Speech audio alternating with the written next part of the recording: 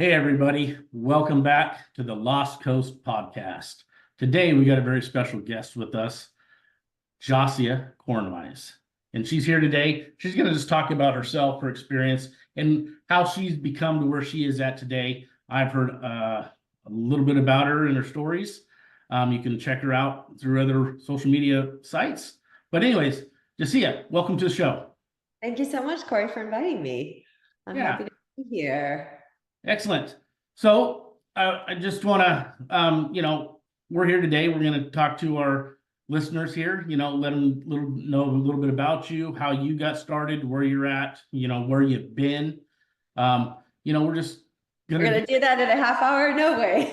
no, but I'm teasing. we'll get the major bullet points so they get excited, and then they can come check you out and see you other places. That So, sounds great. so first of all, now you're in the coaching business of coaching people. Yes.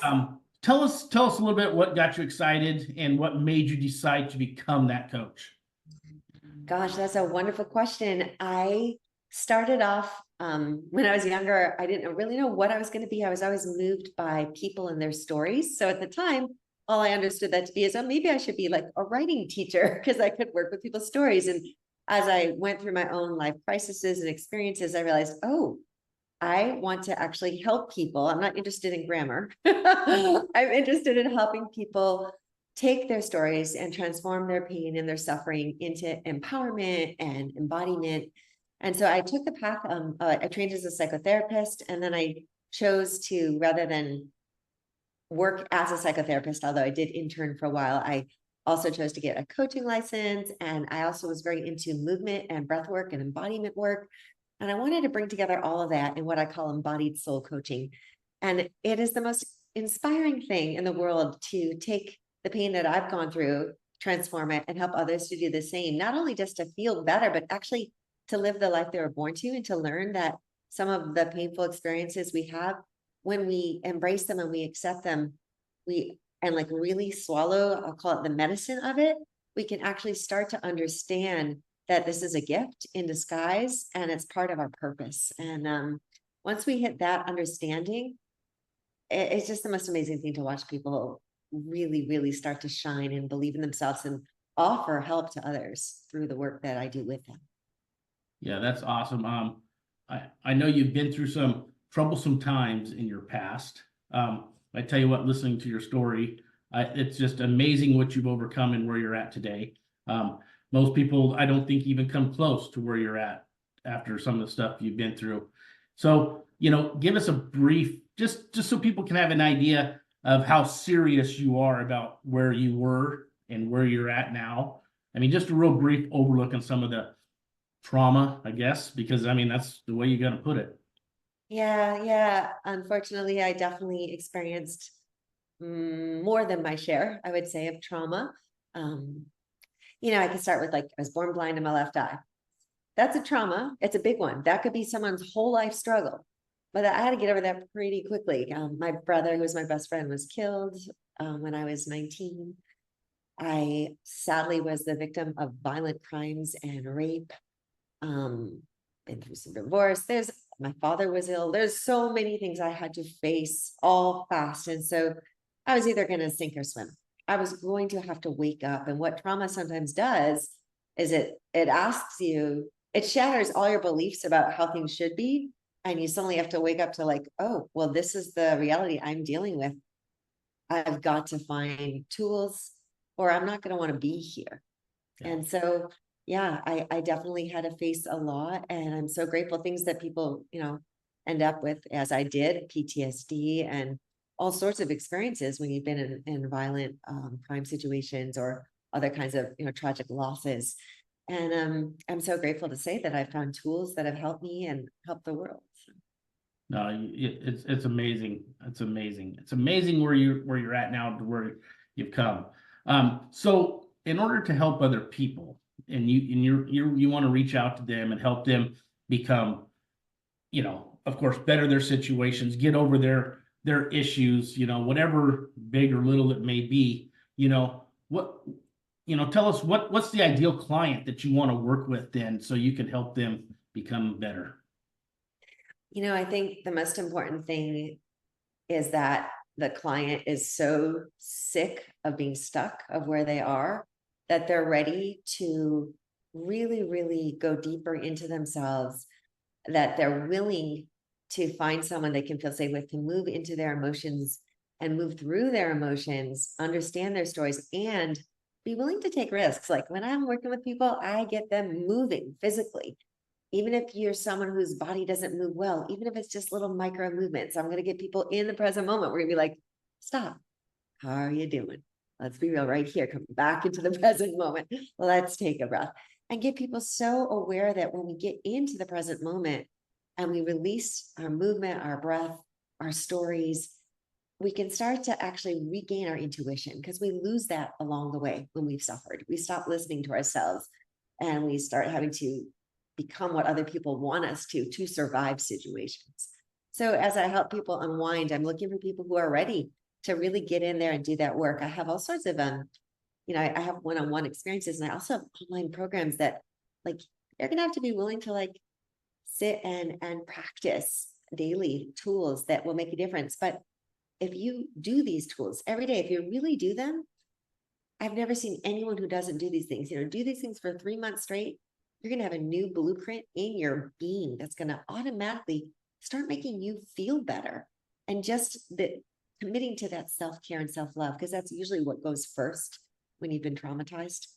Recommitting to that is often the first step. So people really want to be done with the self-sabotage and the isolation and ready to move it. So I hope that articulates it well. Oh yeah, no, I hear you loud and clear. I mean, the getting the the movement and everything else going. It made me think of when I go to Tony Robbins events. He's big into keeping you moving, and I mean, even when you don't want to get up out of your chair or do something, I mean, he's making you do it, and they're making everybody around you is doing it, and it brings that energy level just to a high that you just don't understand until you're in the middle of it. And I know it's my very first time. I was like, these people are crazy, I'm thinking, what? I'm out of my realm. I shouldn't be here, Yeah. But you start to let yourself go. You start to get into the whole atmosphere of it, and then you feel better about yourself. And then you realize nobody cares. Nobody cares. Nobody And I cares. love it. You just said the key. You have to be willing to go outside of your comfort zone. You have to be willing to say, if this is my comfort zone and I'm unhappy, maybe I should try getting out of my comfort zone. Maybe I should try looking crazy. Maybe looking crazy is actually sane compared to what I'm doing, sitting here all tucked in, stuck, right? Yeah, no, that's great. So, what's some common, I mean, when people, I know even when I was getting started, when I was younger, you hear these, oh, we got these personal coaches, this, business coach, whatever kind of wherever you gauge it. But there's some really big misconceptions out there on personal coaches. What are some of the ones that you've overcome, and how did you overcome that? Overcome misconceptions. Yeah, the misconceptions, like some people, all these personal coaches, all they're doing is taking your money. They give you the same spiel, they call it the guru. Oh, I can't remember the name now, but there's people, I think they're a scam artist, but it's really, like I said, through Tony Robbins, I've learned a lot. People, you're good at getting inside people's heads, basically what you are. And that's the key. How do you get around that misconception when you run into those people that aren't okay with, letting you in there? Well, I think that there are a lot of people out there who are just doing a standard program. They were taught to do one program and they repeat it, and it's not really coming from within. It's not coming from inside them.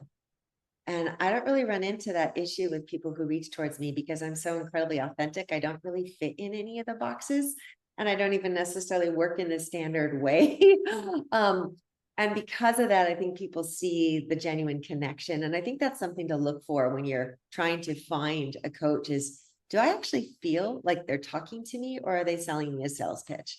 Does this person feel invested to me and who I am? Do I feel safe, or am I just being shined on that their program's going to work? Because in reality, no program works unless there is a connection within you that you feel like, yes, I'm ready. That's the first thing. I need to be ready and willing. And then you need to make sure that the person you're working with feels like they actually genuinely care. And that's something that you can learn by listening to your body. And I teach people how to do that in and of itself. How do we make good connections? We have to be able to listen, not from our heads, our little thinking spots, but from inside ourselves, to listen to, like, well, what does your belly say when you talk to that person? How about your heart? What are your fingers feeling? Are your feet shaking? Can you breathe around that person? Really teaching people to listen from within. And so I think that's a big place, is if you're having a doubt, there's probably a reason. You really have to, when I've chosen myself, because as a therapist, as a coach, as someone who's healing, as a 5 rhythms movement teacher, as someone who uses conscious dance and breath work and has taught it and been trained in it, I am always still learning myself. I'm always still experiencing other people's work and tools, because we have to be continued learners in the world to have something to offer. If we just stay in one formula always, it's going to be stiff and probably outdated. So unless your coach is growing, unless you can see them actively taking risks, they're probably a little behind a wall themselves. Yeah, that makes perfect sense. I mean, back when I was in the construction field, there was clients I'd go to, they're looking for a bid on a new deck or remodel their home or something. And I would get a feeling sometimes that this is not the client for me. Yeah. Run. Did you listen? Not all the time. We gotta talk about that, Cory. Yeah, but that's what I mean. I understand what you're saying. And if you would have listened to that, I could have stayed out of those issues, where it become a catastrophe job, and nobody wants that. It's not good for you. It's not good for the client. It's not good for anybody.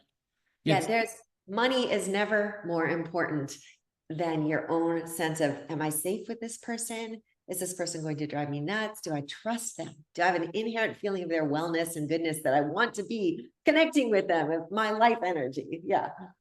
Yeah, no, I get it. I wish I'd have talked to you years ago.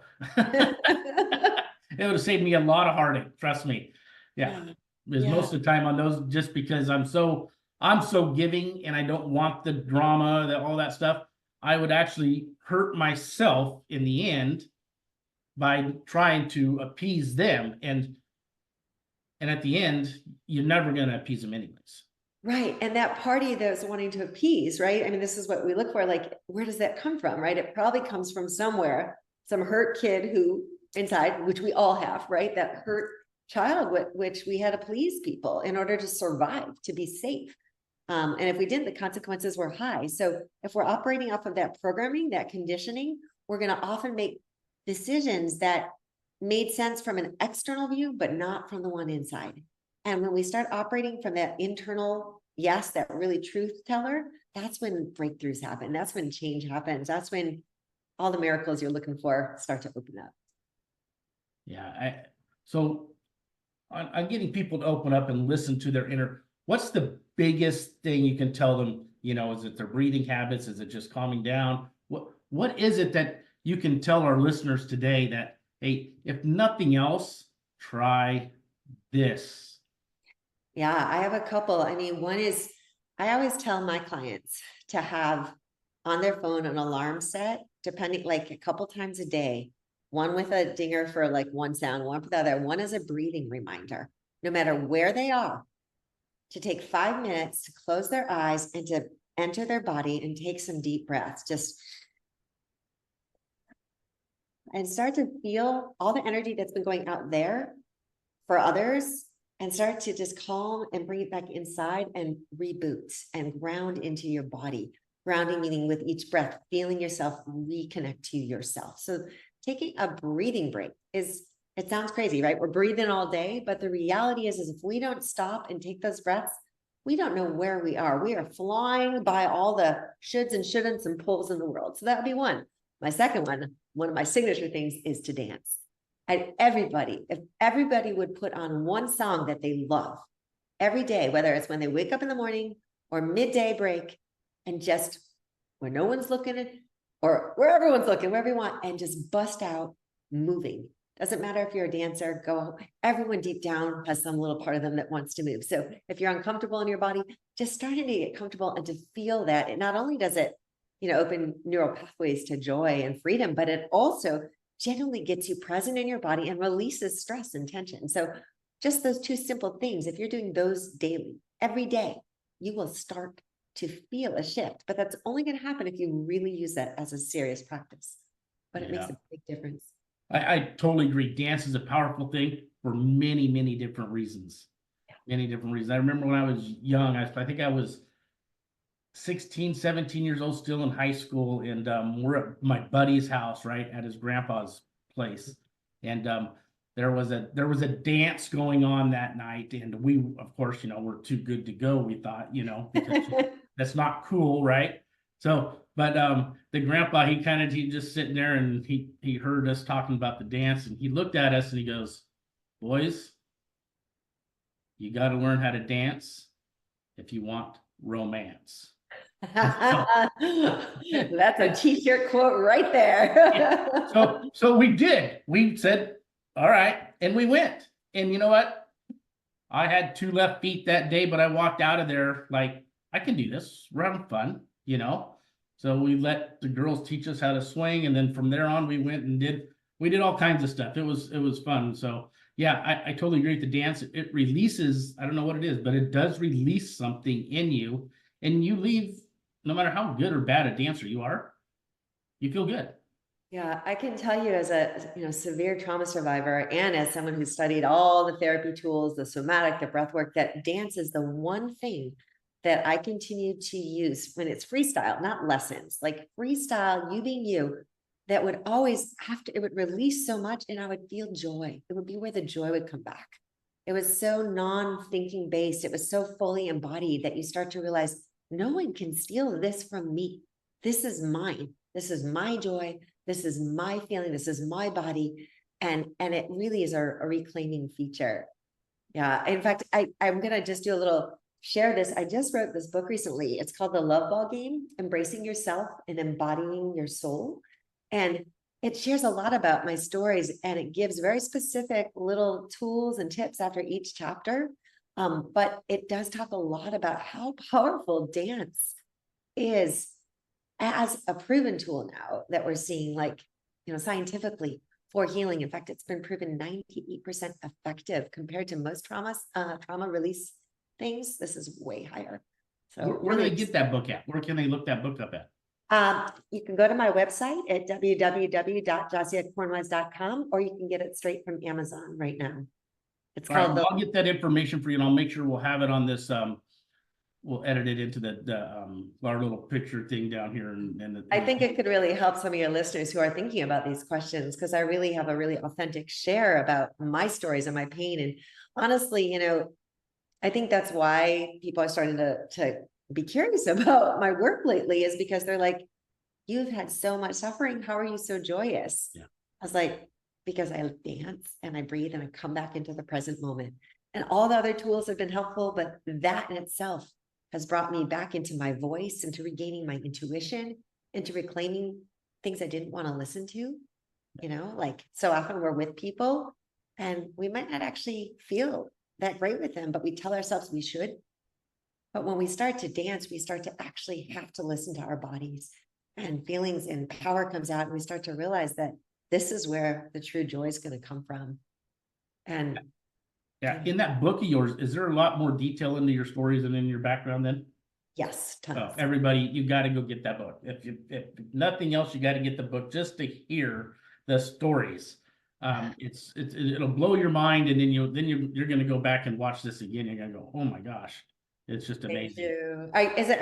Is it the story on my TEDx talk that you saw there's a TED talk. There was another talk. TED talk, yeah. Yeah, I don't want to blow it. I want them to go get the book. I want them to go read it. I could go on about your stories and get deep down in there with you, because it just blows my mind, the stuff that you've overcome. So you're really touching my heart. Thank you for caring and reading. It's so funny.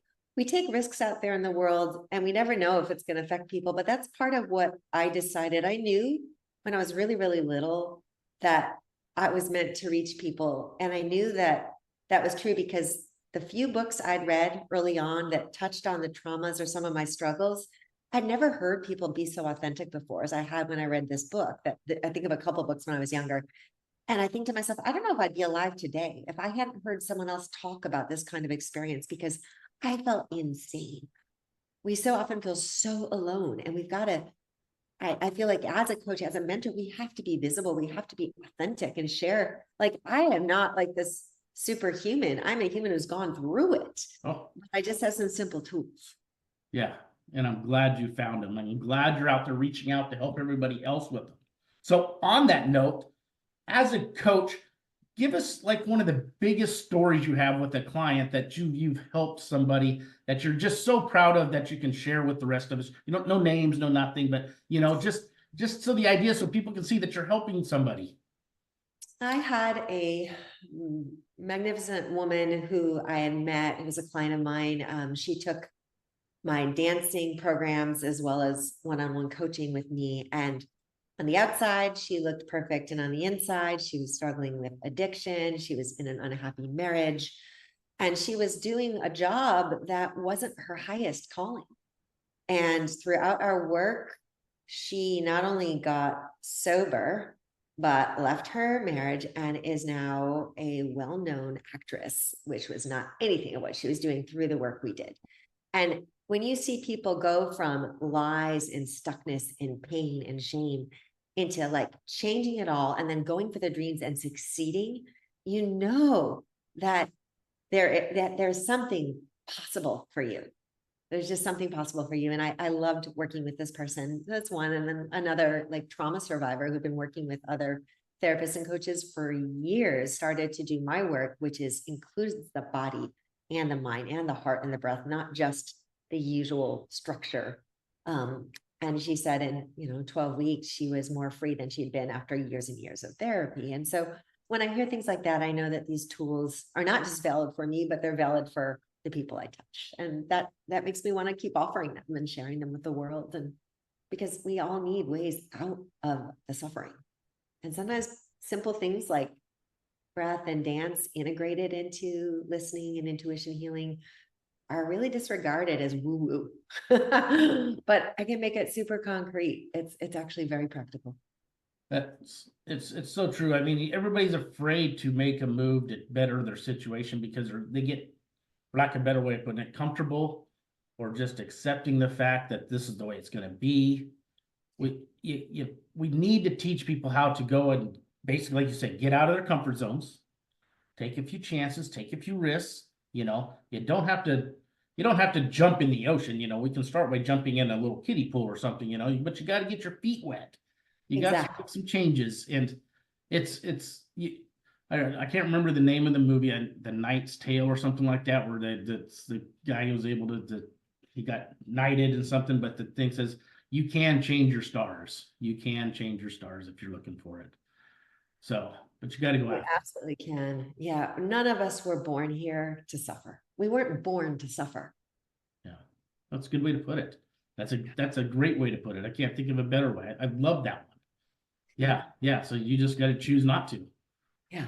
Yeah. And sometimes we're like, well, I'm trying not to. Why am I still suffering? And it's because that's when you need someone else. Because if we were born to figure it all out by ourselves, there would be no one else around us. We need each other. There are people here who have gifts to offer you. And so why not be open to the exchange, right? That's why we're here together on the planet rather than alone. Yeah. So what's like one of the, well, you talked about the actress, but is there some clients, that they just don't want to let loose, Oh yeah. Oh yeah. Oh yeah. I've had people come to courses of mine saying, I have hated movement my whole life. And as they unravel, and if I had filmed them at the beginning to where they were a year later, you would not recognize them.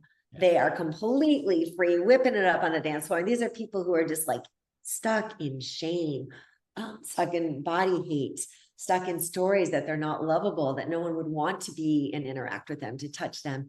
And the work I do frees people so much to fall back in love with themselves exactly as they are. You don't need to change. You don't need to be in shape. You don't need to be fit. That's not what I'm teaching. I'm not teaching people to become dancers. I'm teaching people to become unstuck and to free up their energy to live the life they want to. And so, yeah, if you could see the faces and the bodies and the way people move after, it's like they become themselves. It's like they're locked in the shadows of their ancestors' archetypes, because we carry the way your dad walks or the way your mom moves. It's like, have you ever looked in the mirror and you're like, I see my dad, I see my mom. And you're like, help, get me out of there. You know, some of that's genetics, but some of it is.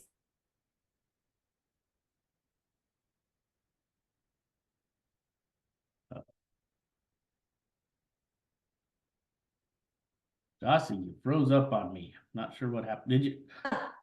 Did you hear me? Well, you froze up there for some Oh reason. no, oh no, shoot. I was just in a great thought too. Where did you lose me? Uh, Oh you're like this. no. But it's all right. This is live, or not live, but recorded impromptu. We're not going to edit that out. It's people will get it. So that's perfectly fine.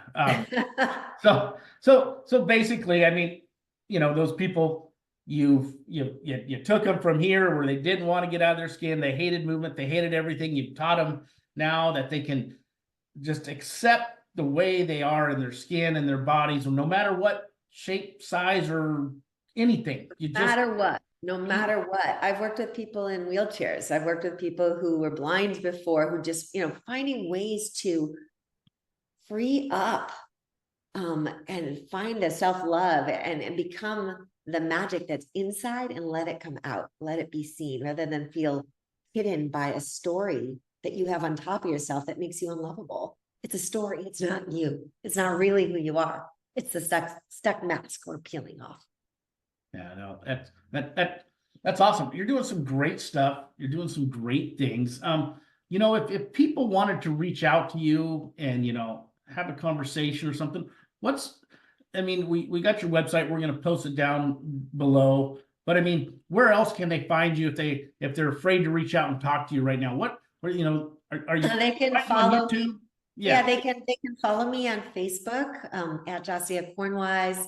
Got a public page there. Get to know me a little bit there better. LinkedIn, Instagram. I have a YouTube channel. I'm just starting that. That's actually just like, but go ahead and subscribe to it because there'll be more coming. They can look online, and really, you know, if you're really interested in what I'm saying, definitely get on my newsletters. I send out information and ideas, and eventually there's going to be a spark, and they're going to be like, oh, let me try this, or let me jump on a clarity call with you, or I'm interested in this. So I also, you know, they could take just a one-off $20 Zoom class online and move. And, you know, that's not necessarily like my full coaching, but just get a sense of who I am and goof around for an hour with me. So there's all sorts of options that people can. That sounds great. We're gonna have to get that information from you and make sure everybody gets that, so they have the ability to reach out however they feel comfortable at first. But the job is, everybody, remember, get out of your comfort zone. Take the next step. Whatever you thought was comfortable, take the next step. So is there anything else you'd like to leave with our listeners today? I just want to leave with my appreciation for you, Cory. It's been like, you're such a great person to talk to. You're so authentic, and I can tell you really love people. And I actually feel like you actually really, sometimes people invite me in and I don't even think they've looked at anything I've done. And I'm like, oh, you actually genuinely care about the messages you're giving to the people who are listening. So I just want to say thank you. That's really what I want to say. I appreciate it. Offering people good things out there, for wanting to help people through your work. I appreciate that. I appreciate it. And I appreciate you coming on today. So with that, Jacia, we're gonna kind of bring this to a close. So I appreciate your time. So maybe we can get back together here in the future, do another follow-up, see where you're at. All right. Sounds fun. Thank you, Jacia. Thank you, Cory. To our listeners, we're bringing this to a close. This is your host, Cory Nunes, with the Lost Coast Podcast. We will see you next time. Thank you, everybody, and good night. Bye.